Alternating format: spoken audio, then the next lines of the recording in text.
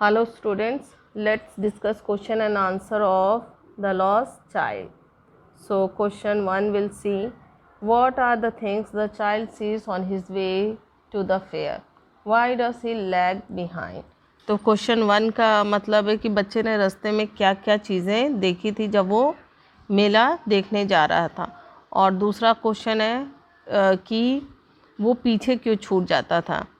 तो on his way to the fair, the child sees toys, balloons of different colors, garland of gulmohar, a swing and a snake charmer playing a flute.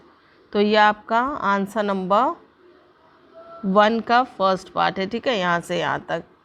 तो जब वो मेला देखने जा रहा था तो रास्ते में उसने क्या देखा था, खिलौने देखे थे, बलून्स देखा था अलग अलग रंग बिरंगे। उसके बाद गुलमोहर की माला और फूल देखा था, एक बहुत बड़ा राउंड अबाउट स्विंग यानी झूला देखा था। उसके बाद सपेरे वाले को देखा था, मिठाइयाँ देखा था। तो ऐसे बहुत सारी चीज़ें होती हैं।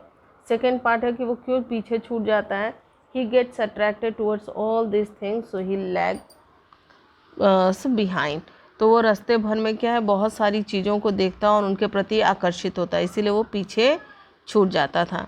इन the fair he wants many things, what are दे?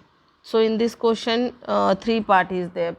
मेले में वो बहुत सारी चीज़ें देखता है, वो क्या होती हैं। Y does he move on without waiting for an answer? और बिना अपने पेरेंट्स का जवाब सुने वो आगे कैसे बढ़ जाता था। तो लेट्स स्टार्ट। फर्स्ट पार्ट का आंसर है the child wants many things in the fair, कि बच्चे को मेले में बहुत सारी चीज़ें चाहिए थी। ही वॉन्ट्स टू हैव, क्या क्या चाहिए होता है उसे, खिलौने चाहिए होते हैं, स्वीट्स चाहिए होता था, माला चाहिए थी फूलों की। उसके बाद बलून्स चाहिए था जो कि सतरंगी और बहुत कलर के होते हैं। इसके अलावा उससे बहुत बड़े से यानी कि राउंड अबाउट झूले पे जाना होता है, ठीक है। तो ये सारी चीज़ें उसे चाहिए थी और आंसर सेकंड भी यही है कि व्हाट आर दे, तो यही सारी चीज़ें होती हैं, ठीक है। थर्ड पार्ट ये है कि बिना जवाब सुने वो आगे कैसे बढ़ जाता है। So this is your third part. He moves on, ठीक है, he moves on without waiting for an answer because whenever he stops to see things.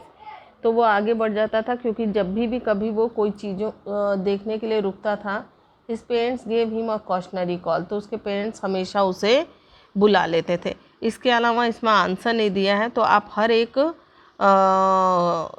चीज़ के लिए एक रीज़न दे सकते हैं।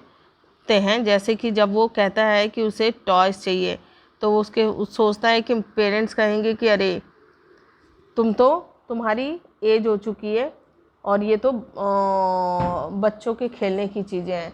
जब वो मिठाई मांगता है तो वो सोचता है कि अरे मुझे पेरेंट्स कहेंगे कि बड़ा लालची हो। जब गुलमोहर के फूलों की बात आती है तो वो सोचता है कि पेरेंट्स कहेंगे कि ये तो बहुत ही चीप चीज़ है ना। बलून्स की बात आती है तो वही बात आती है कि सोचता है कि पेरेंट्स कहेंगे कि तुम बड़े हो चुके हो, अब बच्चे नहीं रहे। इसके अलावा हर एक के लिए वो क्या है, रीज़न अपने मन में सोच लेता है और इसीलिए वो आगे बढ़ जाता था।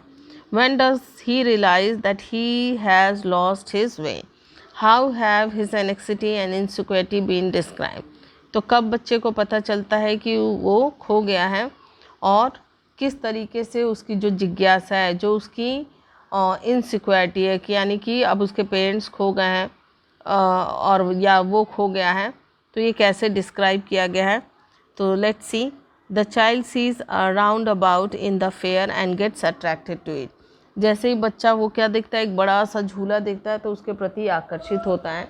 ही wants to have a ride on it, और वो उस पर झूलना चाहता है। He asks his parents for permission to enjoy it, और वो चाहता है कि उसके पेरेंट्स उसे वो झूला झूलने की परमिशन दें। Having no response on the part of his parents, he realizes that he has lost his way.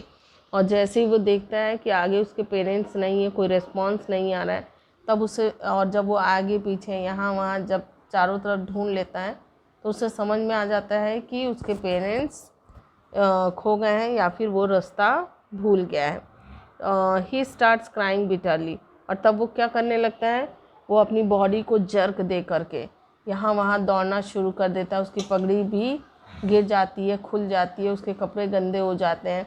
He starts crying bitterly, वो बहुत ज़ोर ज़ोर से रोने लगता है।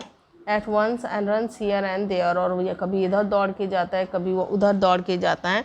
In search of his parents, और किस लिए? अपने पेरेंट्स को ढूंढने के लिए।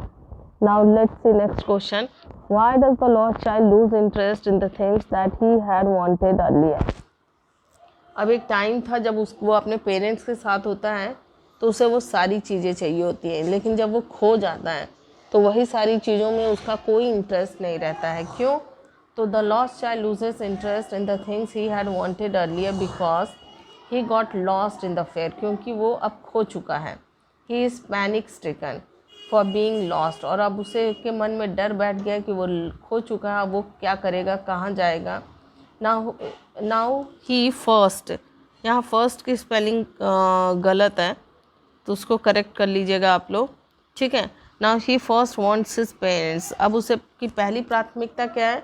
उनके पेरेंट्स हैं। He is afraid and feels unsafe, और इसलिए अब वो बहुत डरा है और अपने आप को अनसेफ फील कर रहा है, ठीक है। What do you think happened in the end? Does the child finds his parents? अब आपके हिसाब से स्टोरी के एंडिंग में क्या हुआ होगा और क्या वो अपने पेरेंट्स से मिल पाया होगा? तो जैसा कि हमने देखा कि एक बहुत ही अच्छा आदमी उसे मिल गया था। Yes, I feel that the child finds his parents at last. तो हमें लगता है कि वो आखिर में अपने पेरेंट्स से मिल गया होगा। क्यों? क्योंकि the kind-hearted person must have tried his best to find his parents, क्योंकि एक बड़ा ही दयालु आदमी मिल गया था, उसने ज़रूर कोशिश की होगी उसके पेरेंट्स से उसे मिलाने की। On the other hand, the parents of the child must have left no stone unturned to find their child.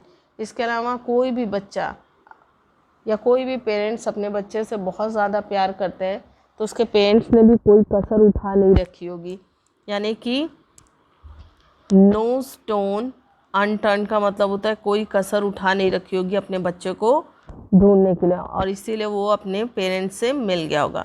So this is the end of your question and answer.